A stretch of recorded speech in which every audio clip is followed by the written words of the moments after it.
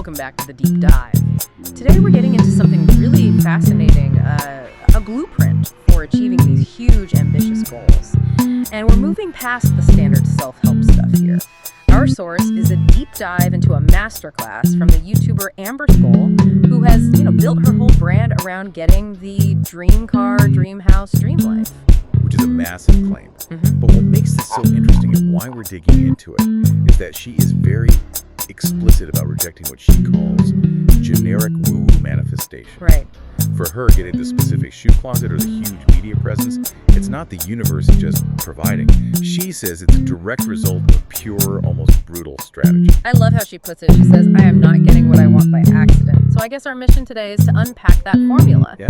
It's this cocktail of intense, hard work, meticulous planning, and then, this is the key part, a big dose of deliberate, strategic delusion. Precisely.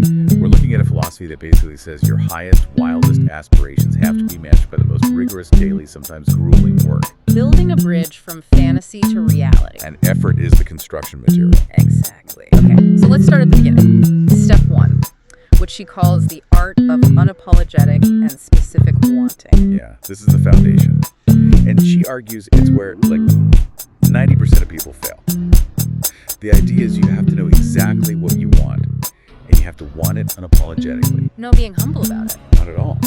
She thinks most people sabotage themselves because they're too afraid to even say the words, to say what they really, really want. It's that prize for grandeur idea, isn't it? Like, if you want a castle, you have to give yourself permission to want a castle, at least in the planning stage. Right. Limiting your want limits your potential to get it. And it can't be general either. It has to be hyper-specific, almost obsessive. She has that really specific aesthetic, gold, French neoclassical, nude nails, those huge jewels. And she says you, the listener, need to define your own aesthetic just like that. The level of detail is it's wild. It's not, I want a nicer apartment. It's, I have Zillow boards full of houses I can't afford, and I know the exact chandelier I'm going to hang in the entryway. Or the handbag on the vision board.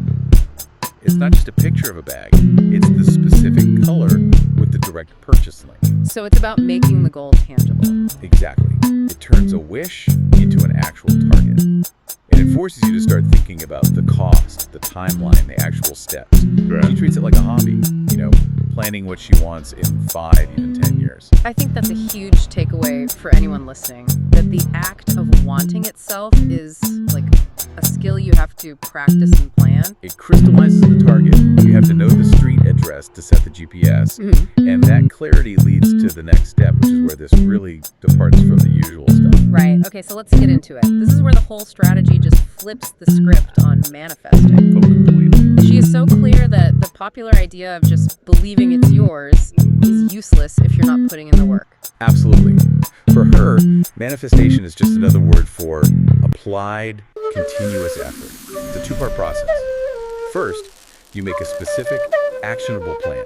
10 seconds. You work on that plan every single day. No excuses. The test she uses for this is so confronting. She asks, if someone was spying on your days, would they believe you were serious about your goals? Yeah, if they just saw you scrolling on your phone for 3 hours instead of, building your business, then the answer is a hard no. So it's all about that relentless work ethic. It underpins everything.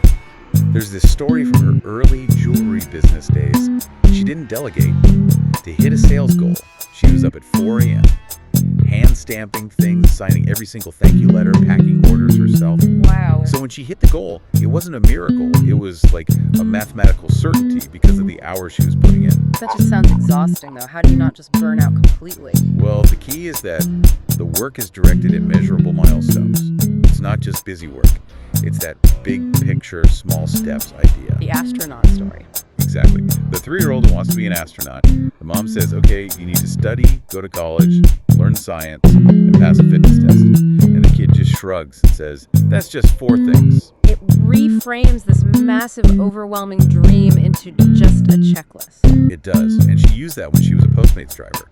She wanted these expensive shoes, but the price felt huge. So instead of panicking, she just focused on picking up 1 extra delivery a day for 2 weeks. And that was enough. That small daily action got her the $75 she needed.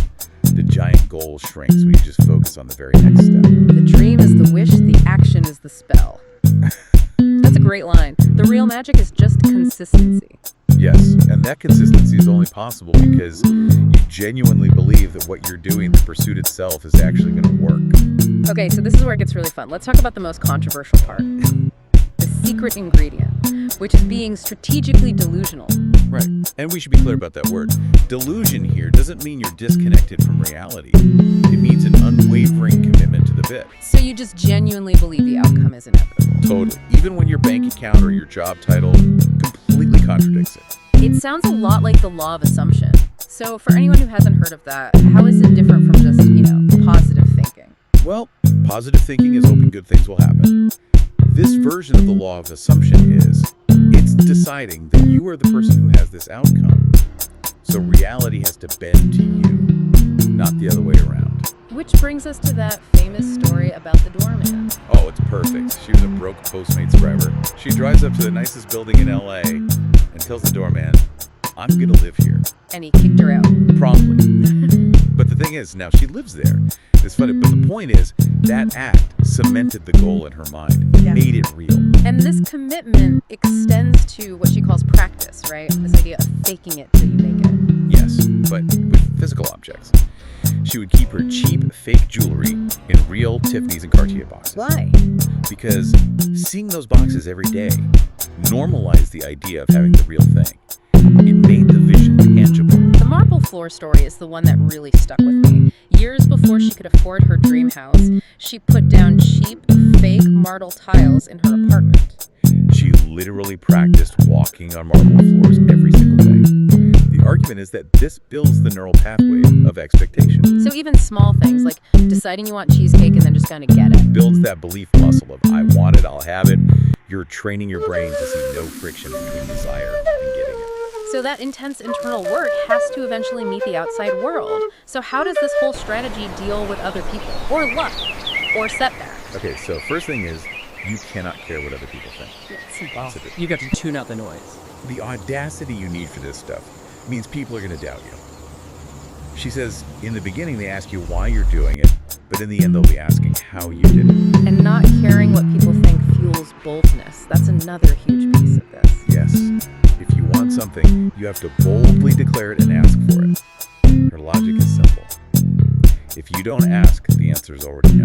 And she has the perfect story for this, the fireplace mantle. Oh yeah, she saw this beautiful fireplace in another unit in her building.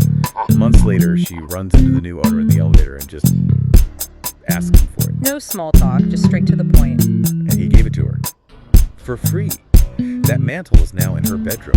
That boldness created an opportunity that just wouldn't have existed otherwise. Okay, so if boldness is key, what about luck? Because obviously she's had some lucky breaks. She redefines it. Luck, for her, is merely exposure to chance. It's not random. It's about putting yourself in the right rooms.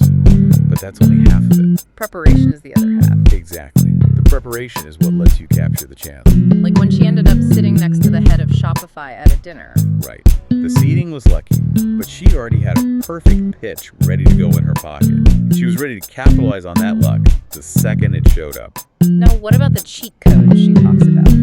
Kindness and connections. It sounds almost counterintuitive to this relentless, self-focused wanting. It's the long game. You have to create a world where people want to help you, where they're rooting for you. So treating everyone with respect, from the barista to the billionaire. It's not just about being nice. It's networking through character, building that social capital. The idea that every door you open for someone else might one day open for you. It makes people want to participate in your delusion. Think about it. Would that neighbor have given her an expensive fireplace if she had a bad reputation in the building? Probably not. Putting good out into the world is an investment. So let's circle back to the core of it. We have the goals, the action, the boldness. But what keeps you going when it's 4 a.m. and you just do not want to get out of bed? You have to know your why. Not the trivial fluff reasons like fame or money. The real reason. For her, starting YouTube wasn't just about money. It was about a deeper need for community, for acceptance, a desire to inspire people. That reframes everything. Money just becomes a tool, not the goal itself. She calls it boring. Yeah. She says the real story isn't the designer bag, it's who I became to afford it. The transformation is the prize. For sure. She has this totem pole of value, the purchasable stuff bags, jewels, that's the lowest bar. Fleeting, the highest value is the priceless stuff. Human connection, personal growth, community, that's the real win. So before we wrap, we have to talk about the reality check. She's pretty blunt that, nobody ever gets what they want all the time. What's the lesson when you fail? The moral isn't to stop. It's that you can always go after it. She sees the whole thing as a numbers game. You just have to keep swinging. And the failures are just data. The first 10,000 failures are just market research. That's the quote. If you never stop trying, eventually your strategy and your work will line up with your goal. So for you, listening, the strategy really boils down to 4 things. Unapologetic, specific desire. Measurable, daily action. Strategic delusion. And relentless boldness and kindness. And all of that leads to a certain kind of expectation. She has this great cake metaphor. If you decide to make a cake, you get the ingredients, you follow the recipe. When it comes out of the oven, you're not surprised. You expect it. You expect a cake. Right. Because you did the work. You put in the ingredients. You're entitled to the result because you followed the formula. The ultimate lesson here, I think, is that this combination of belief and action lines you up to not only get what you want, to feel like you genuinely deserve it. It puts the pressure on you, not the universe. Which is actually really empowering. In the end, it comes down to that question she always asks, what if it doesn't come true? But what if it does? You just have to keep playing the game. Boldly,